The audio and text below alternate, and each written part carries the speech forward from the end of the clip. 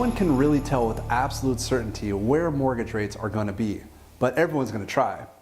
Instead of listening to the media and every different news article that tries to make their own predictions, how about I show you a simple way to determine where short-term rates are likely to go? You see, the 30-year and 15-year mortgage follows a trend line, and that trend line they follow is called a 10-year Treasury Note. The Treasury Note is basically a bond in the United States government.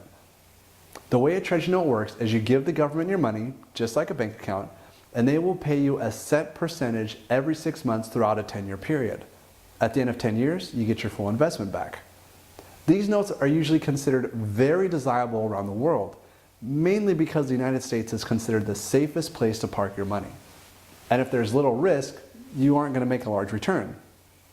As I mentioned, the 10-year Treasury Note is the trend line mortgages usually follow. If 10-year treasuries go up, rates will almost always head up right afterward. If the treasuries go down, mortgage rates go down with it. To simplify it, mortgages are related to this 10-year Treasury Note. Here's a graph showing the correlation between the 10-year note and the 30-year and 15-year mortgage rates. As you can see, they both follow very closely the red Treasury Note rate. As of the time of this video, the 10-year Treasury has just plummeted from about 3% to below 2%. When the Treasury Note was at 3%, the 30-year mortgage rates were right at about 4.5%, or 1.5% above whatever the 10-year Treasury Note was. Now that Treasury Notes have dropped below 2%, the 30-year mortgage is coming down with it.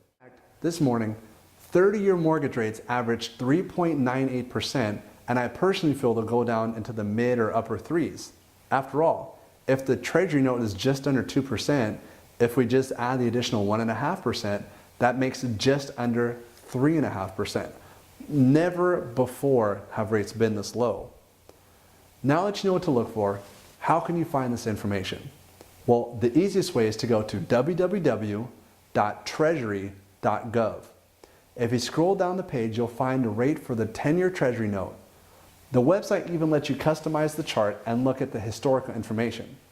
Keep in mind that these rates don't jump dramatically. Usually they only jump in small percentages unless something drastic happens with the global economy. So if you're thinking about refinancing and not sure if you should do it now or wait a little while, check the Treasury Note online.